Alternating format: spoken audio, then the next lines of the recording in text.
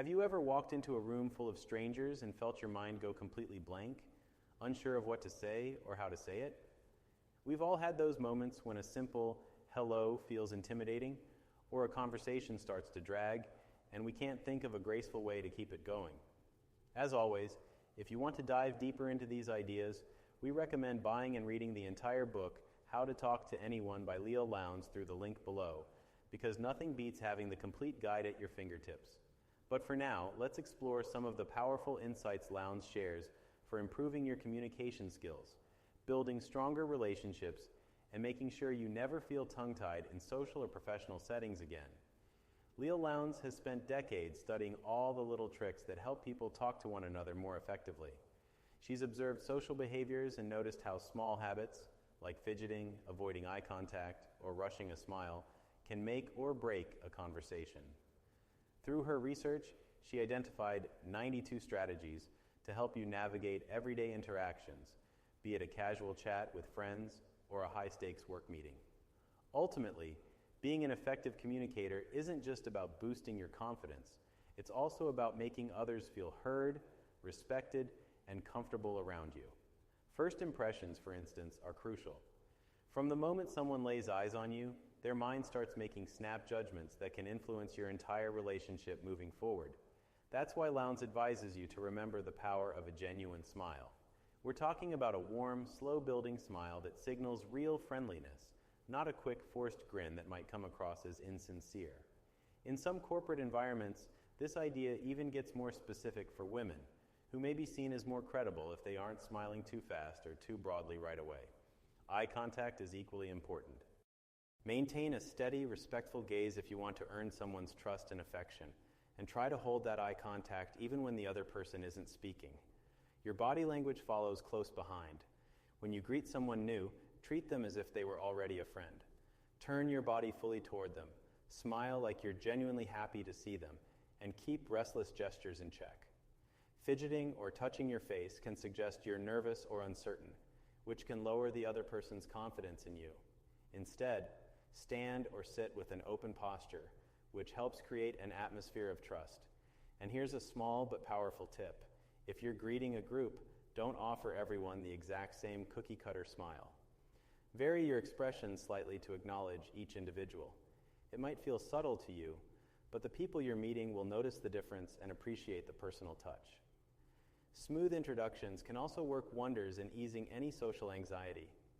If you're at a gathering, ask the host for an introduction to the person you're curious about meeting, or pick up a tidbit from someone else who knows them, so you already have something to talk about.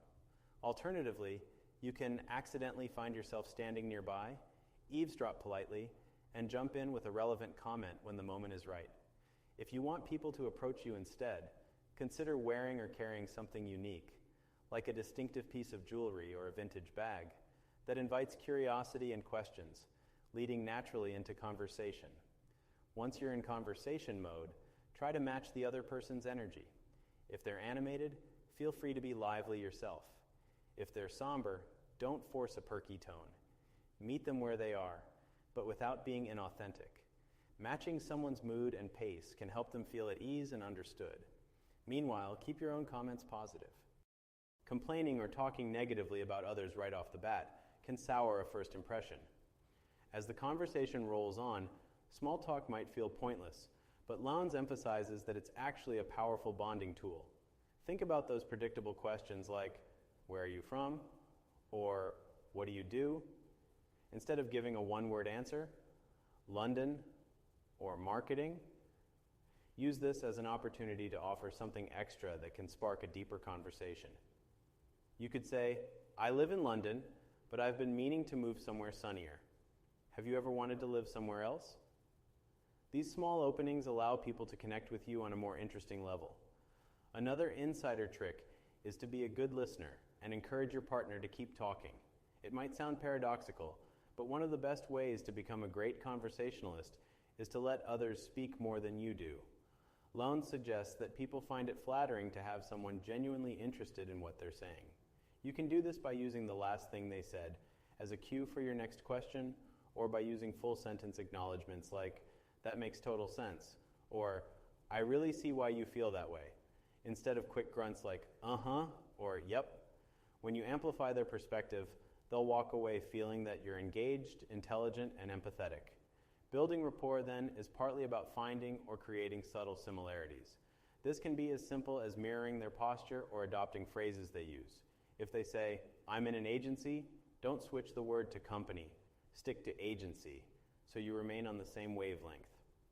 You can also add a little humor or inside references if the opportunity arises. Lowndes loves the idea of creating in-jokes, even small ones, because sharing a private laugh or a memorable moment quickly bonds two people. Introducing words like we and us in your conversation can also accelerate that feeling of closeness. Instead of asking, what do you think about the new mayor? You might say, how do you think we'll do with the new mayor? It's a small shift, but psychologically, it can bring the other person closer to you. Speaking of closeness, praise can be a powerful tool, but only if it's delivered with finesse. Lowndes advises that indirect praise, through a mutual friend, for example, can often seem more sincere than a direct compliment. Still, if you want to compliment someone directly, try making it specific. Instead of, you're really smart, say, I'm impressed by how deeply you researched that topic. Or, I appreciate how you handled that situation. This level of detail not only flatters the person, but shows that you truly notice their strengths. Sometimes it's the considerate actions that cement a relationship. If a friend is venting about a bad day, give them space to talk it out before bringing up your own woes. And if a conversation is interrupted, circle back to let them finish. People notice when you remember what they were saying and care enough to ask them to continue. By being tactful and polite, you're also more likely to get favored treatment from them later. On the flip side, know when to keep quiet about embarrassing moments. If someone commits a small social faux pas, skip pointing it out. Let it pass without comment.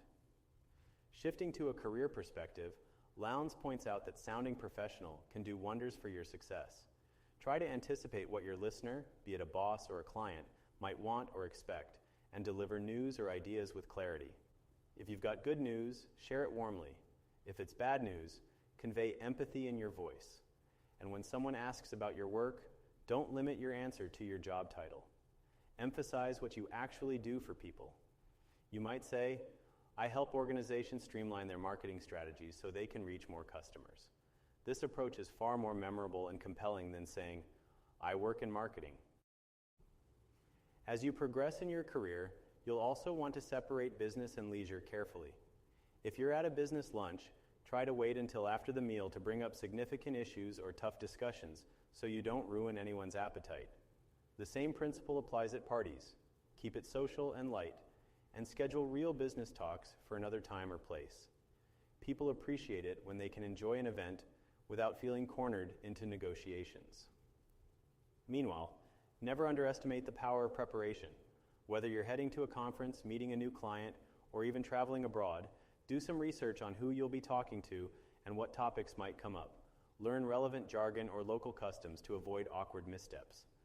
Lowndes includes the story of a businessman who tried using the OK hand gesture in Brazil without realizing it meant something entirely different and rather offensive in that culture.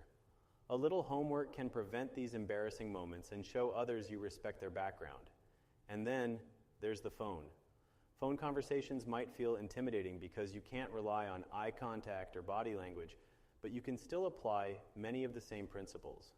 Answer the phone with warmth in your voice and acknowledge what the other person is saying with phrases like, I'm glad you mentioned that, or I hear you. If you need to speak to someone important and there's an assistant screening calls, try subtly implying familiarity by saying, is she in today? Instead of, may I speak to Ms. Smith? These small adjustments can help you sound more confident and friendly over the phone. Finally, don't underestimate the impact of making a strong entrance when you walk into a room or a party. Lowndes suggests taking a brief moment at the doorway to survey the crowd, smile, and then stride in with self-assurance. Go straight to someone who looks fascinating, maybe the host or someone who's clearly at the center of an interesting conversation, and introduce yourself. Remember to use open body language, show your palms, avoid gestures that look tense or defensive, and keep track of small personal details people share with you so you can bring them up later. Mentioning a relevant detail the next time you see someone is a great way to show you truly listened. At the heart of it all, how to talk to anyone. By Lael Lowndes reminds us that talking to someone is a skill we can all improve, no matter how shy or socially adept we might consider ourselves.